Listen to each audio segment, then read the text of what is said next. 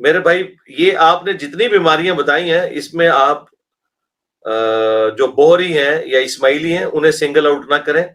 یہ سیم بیماری بریلوی، دیوبندی اور اہل حدیث میں تو خیر کم ہے، شیعہ جو اثنا عشری سب میں یہی بیماری ہے. السلام علیکم ورحمۃ اللہ وبرکاتہ. رپلائی ٹو اسماعیلی سیاہ مسلم آن لائیو کوشچن. انجینئر محمد علی مرزا.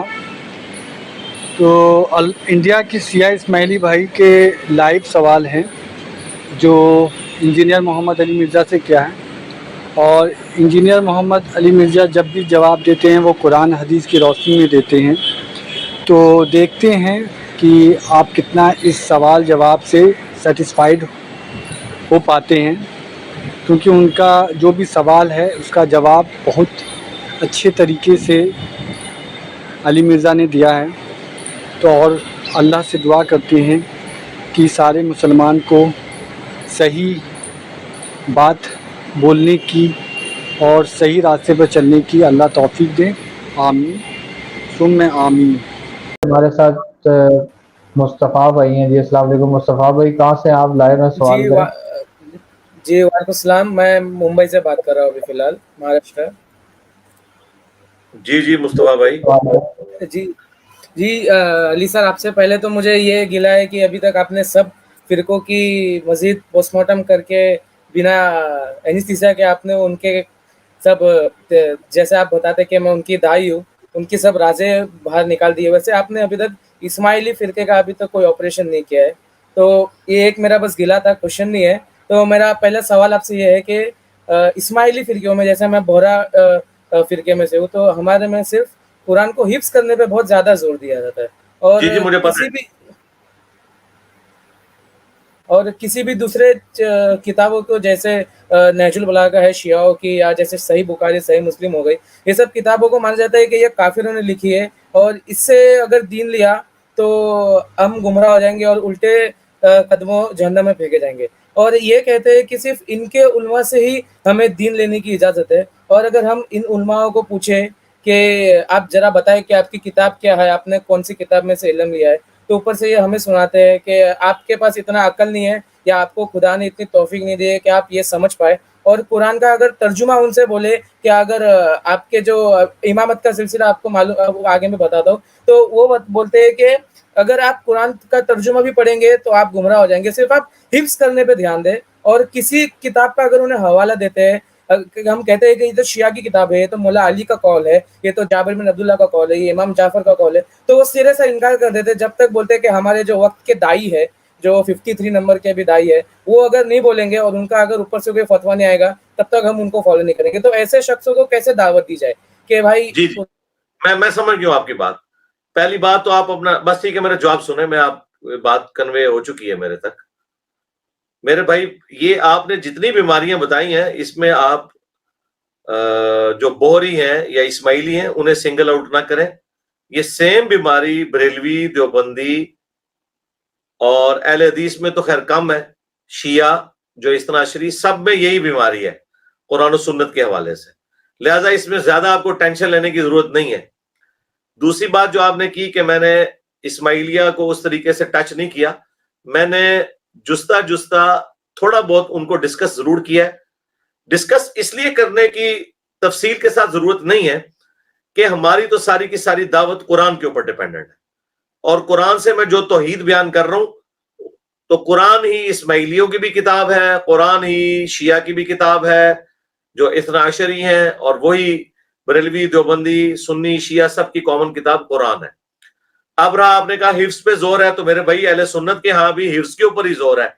اگر یہ ترجمہ پڑھتے ہوتے تو اس وقت دنیا میں سب سے زیادہ شرک جو کر رہے ہیں وہ سنی ہی ہے نا مسلمانوں میں سے، کیونکہ سنی 85% ہے.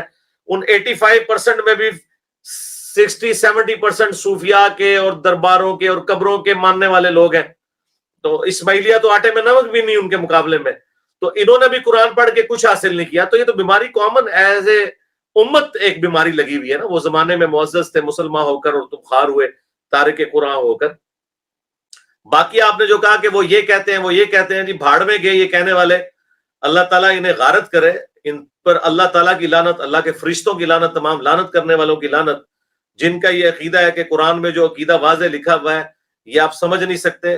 قرآن میں تو اس بات کا جواب لکھا ہوا ہے کہ یہ کتاب وہ ہے جس کی آیات کتاب فصلت آیات، جس کی اللہ تعالیٰ نے تفسیر خود بیان کر دی ہے. وَلَقَدْ يَسَّرْنَا الْقُرْآنَ لِلذِّكْرِ فَهَلْ مِن مُدَّكِرٍ، قرآن کو ہم نے سمجھ کے لیے آسان کر دیا ہے تو ہے کوئی اس سے نصیحت حاصل کرنے والا.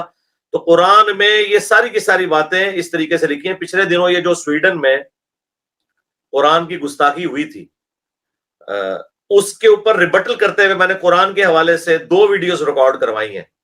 ایک 6 مہینے پہلے جو گستاخی ہوئی تھی اس کے اوپر بھی، اور ایک جو ابھی ہوئی تھی اس کے اوپر بھی. اس میں میں نے ان ساری باتوں کے جواب قرآن سے دیے ہوئے ہیں.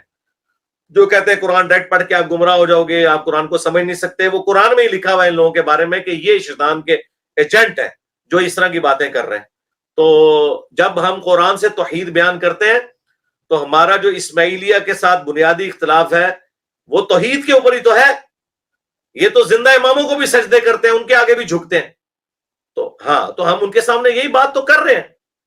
اور انہوں نے جس طریقے سے دین کا حلیہ بگاڑ دیا ہے، تو ہمارا کام یہ ہے کہ چونکہ قرآن کو یہ مانے ہوئے ہیں، قرآن کی نہیں مان رہے، قرآن کو مان رہے ہیں.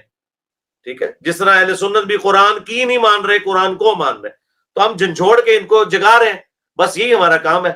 اب رہ گیا کہ ان کا علاج وہی ہے جو قرآن میں لکھا ہوا ہے. اور اب اگر کوئی نہیں ماننا چاہتا تو آپ پھر یہ اسی طریقے سے کہ آپ یہ پوچھیں کہ ابو جہل کا علاج کیا ہے، تو میں آپ سے کہوں گا کہ ابو جہل کا اور ابو لہب کا علاج تو رسول اللہ کے پاس نہیں تھا، میں کہاں سے کروں.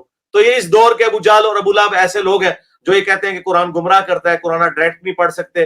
اور دوسری بات، ڈائریکٹ تو ہم پڑھ بھی نہیں رہے ہوتے، قرآن کے تراجم انہوں نے خود ہی کیے ہوتے ہیں.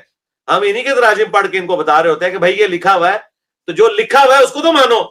وہ بندہ کہتا ہے. اور اس کے اوپر میں نے ایک بڑی اچھی بات کی تھی کہ دنیا میں کبھی ایسا نہیں ہوا کہ بی بی سی یا سی این این کے ٹی وی چینل کے اوپر کوئی پٹی انگریزی میں چلے اور افریقہ میں رہنے والا انسان اس کا کوئی اور مطلب لے، اور پاکستان میں رہنے والا اور مطلب لے، اور انڈیا میں رہنے والا اور مطلب لے. دنیا میں جب نیوز کی پٹی چلتی ہے نا انگریزی میں، دنیا کا ہر انسان اس کو ایک ہی مطلب لیتا ہے.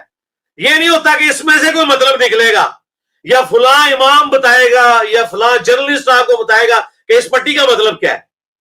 اس کا مطلب یہ ہے کہ ایک عام نیوز چینل کو تو اپنی بات کنوے کرنا آتی ہے، اور جس خدا کو یہ مان رہے ہیں اسے اپنی بات نہیں پہنچانی آتی. تو ایسے لوگ اگر ہمیں شریعت مانے نہ ہو تو ہم تو سمجھتے ہیں کہ یہ لوگ مسلمان کہلانے کے حقدار ہی نہیں ہیں. قرآن کی روح سے یہ لوگ کافر ہیں، اللہ کے دشمن ہیں جو اس طرح کی بات کرتے ہیں. لیکن ہم یہ بات اس لیے نہیں کرتے چونکہ یہ کلمہ گو ہے، قرآن کو مانے ہوئے ہیں، تو ہم اصلاح کا دروازہ نہیں بند کرنا چاہتے. ہم ان کے سامنے یہ بات رکھتے ہیں کہ اللہ کے بندو، تم نے تو اللہ کو اپنے امام اور ایک جرنلسٹ سے بھی نیچے کر دیا کہ وہ اپنی بات نہیں پہنچا سکا، جبکہ وہ قرآن میں ایک سورت میں 4 دفعہ کہہ رہا ہے وَلَقَدْ يَسَّرْنَا الْقُرْآنَ لِلذِّكْرِ فَهَلْ مِن مُدَّكِرٍ. قرآن نصیحت کے لیے ہم نے آسان کر دیا. ہاں، قرآن کی جو گہرائیاں ہیں نا وہ ان کے اماموں کو بھی نہیں آتی. مجھے بتائیں، اگر ان کے امام نے سائنس نہیں پڑھی ہوئی تو 1000 آیات کی تشریح تو وہ بھی نہیں کر سکتا.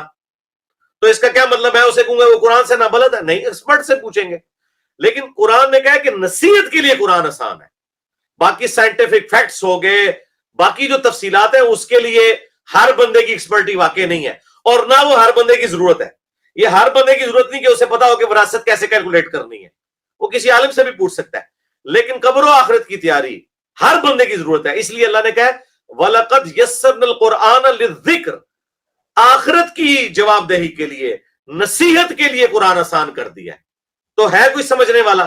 تو ایاک نعبد و ایاک نستعین، یہ سائنٹیفک فیکٹ کے اوپر آیت نہیں ہے، یہ نصیحت کے اوپر ہے، یہ عقیدے کے لیے ہے. اس کے بعد اگر کوئی کسی مرے ہوئے بزرگ کو یا اہل البیت کو یا کسی صحابی کو یا بابے کو یا کسی جن کو یا کسی فرشتے کو یا کسی پیغمبر کو پکارتا ہے تو ہم اسے کہیں گے بھائی تم ہے مسلمان ہو لیکن کلمہ کو مشرک ہو چکے ہو، توبہ کرو. ٹھیک ہو گیا؟ اور یہ جو آپ نے پیچھے لکھ کے لگایا نا یا علی، اس کی بجائے آپ پتہ کیا لکھ کے لگائیں؟ لبیک یا علی، اے علی میں حاضر ہوں کہ آپ کے نام کے اوپر جو چورن بیچ رہے ہیں اسماعیلیہ اور اثنا عشریہ اور زیدیہ، میں انشاءاللہ آپ کی طرف سے مجاہد بن کر قرآن کی تعلیمات آپ کے ماننے والوں کو پہنچاؤں گا تاکہ وہ صحیح شیعان علی بنے. تو لبیک یا علی لکھے. ٹھیک ہے؟ آپ نے کہا یا علی مدد، میں نے مدد ختم کر دیا ہے، مدد ختم کیا ہے تو مدد کی جگہ یا علی سے پہلے لبیک کا لکھے. کہ علی میں حاضر ہوں, دیکھیں میں آپ کا شیعہ ہوں اور میں آپ کی توحید جو آپ نے سکھائی تھی امت کو, میں ان لوگوں تک پہنچاؤں گا کہ جو آپ کے نام کے اوپر صرف چندے بٹور رہے ہیں اور لوگوں کو شرک کی طرف مائل کیے ہوئے. ٹھیک ہو گیا مصطفیٰ بھائی؟ ٹھیک ہے, فی امان اللہ. فی امان اللہ. اللہ حافظ.